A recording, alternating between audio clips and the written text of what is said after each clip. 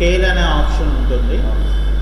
So ఇక్కడ ఒక object తీసుకొని, ఫర్ ఎగ్జాంపుల్ నేను ఇక్కడ ఒక 20 రేడియస్ అనేది నేను తీసుకోవడం జరిగింది.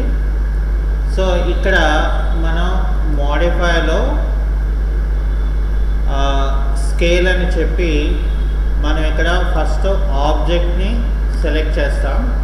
సెలెక్ట్ చేసిన తర్వాత ఒక బేస్ పాయింట్ అడుగుతుంది. ఇక్కడ ఫర్ ఎగ్జాంపుల్ నేను ఇక్కడ ఫ్యాక్టోరియల్ వాల్యూ 3 అని ఇస్తే నాకు అప్పుడు ఏమవుతుందంటే 20కి 3 అంటే మనకి ఇక్కడ ఏమవుతుందంటే జనరల్గా మనకి 60 వస్తుంది ఇక్కడ. Okay, so that is the using of scale. అయితే దాని తర్వాత మనకి అక్కడ ఒక స్ట్రెచ్ అని చెప్పి నాకు ఒక కమాండ్ ఉంటుంది. సో స్ట్రెచ్ అనేది మనం ఎక్కడ అంటే ఏ సైడ్ మనం స్ట్రెచ్ చేయాలనుకున్నామో ఆ కమాండ్ని మనం సెలెక్షన్ చేయాలి. సో సెలెక్షన్ చేసి ఎంటర్ కొడితే సో ఇక్కడ ఏం చేయాలంటే మనం ఫస్ట్ ఒక బేస్ పాయింట్ తీసుకుంటాము. ఆ తర్వాత ఎక్కడైతే మనకి కావాలనుకుంటామో ఆ ఏరియాలో మనం క్లిక్ చేసిన వెంటనే మనకు అక్కడ స్ట్రెచ్ అనేది ఆబ్జెక్ట్ అనేది ఆటోమేటిక్గా మనకు అయిపోద్ది అనమాట. So this is the using of stretch command.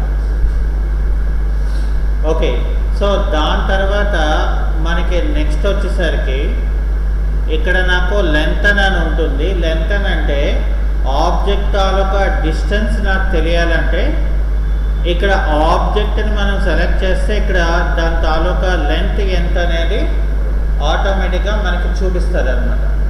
అది లెంత్ అండ్ తాలూకా యూస్. ఇక దాని తర్వాత మనకి ట్రిమ్ అనే ఒక ఆప్షన్ ఉంటుంది. అయితే ఇక్కడ మనం ట్రిమ్ అనేది ఏంటంటే మనం first of all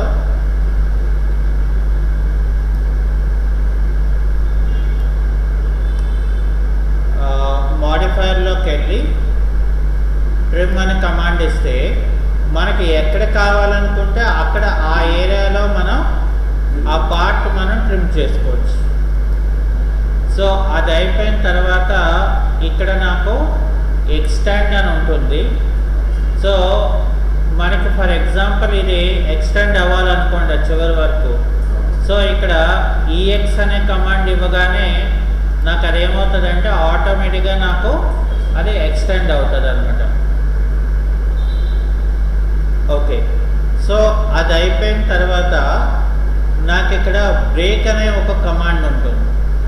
so break అనేది ఏంటంటే మనం ఆబ్జెక్ట్ని మనం ఎక్కడైతే సెలెక్షన్ చేస్తామో సో సెలెక్షన్ చేసిన దగ్గర నుండి తర్వాత ఆ నెక్స్ట్ పాయింట్ అనేది మనం క్లిక్ చేస్తే ఆటోమేటిక్గా నాకు ఇక్కడ ఏమవుతుందంటే ఆబ్జెక్ట్ అనేది నాకు బ్రేక్ అయిపోతుంది.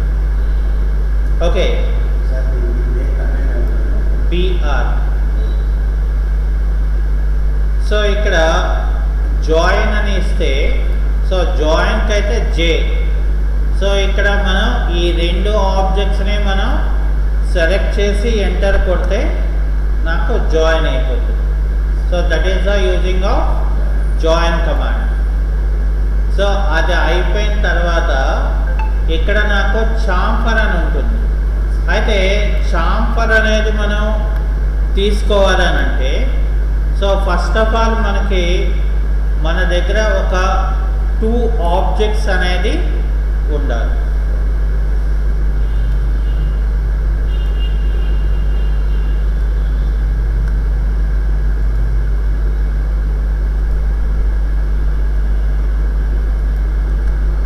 అయితే ఇక్కడ మనం ఏం చేస్తామంటే సిహెచ్ఏ అంటే చాంఫర్ అని చెప్పి సో ఇక్కడ నేను ఏం చేస్తానంటే డి అంటే డిస్టెన్స్.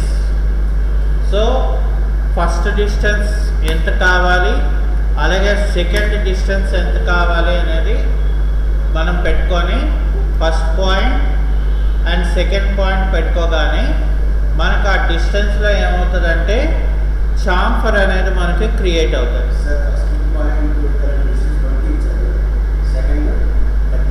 20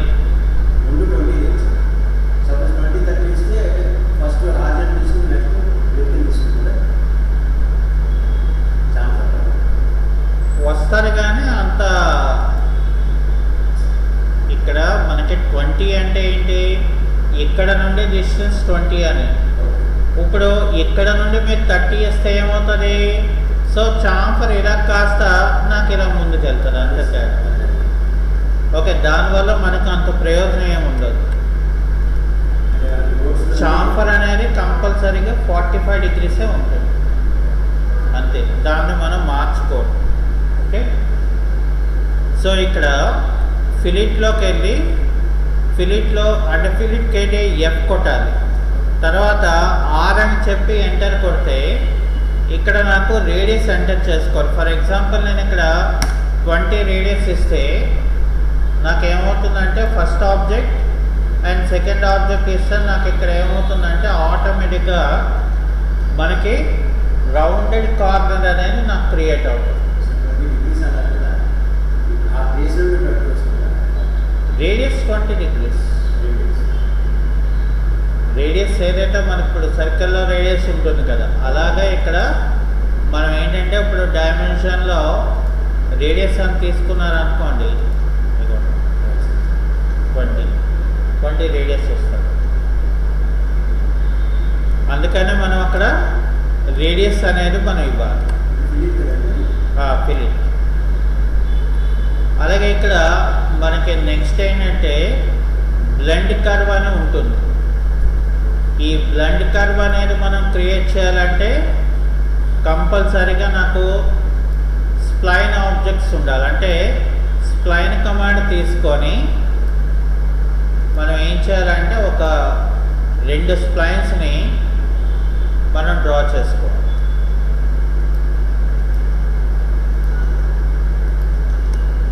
డ్రా చేసిన తర్వాత మనకి ఇక్కడ మోడిఫైర్స్లోకి వెళ్ళి మోడిఫైర్స్లో ఇక్కడ నాకు ఏం చేయాలంటే బ్లెండ్ కర్వ్ అని ఇవ్వాలి. సో బ్లెండ్ కర్వ్ అని చెప్పి ఈ 2 కర్వ్స్ని ఇలాగా తీసుకుంటే ఆటోమేటిక్గా మనకి బ్లెండ్ కర్వ్ అవుతుంది.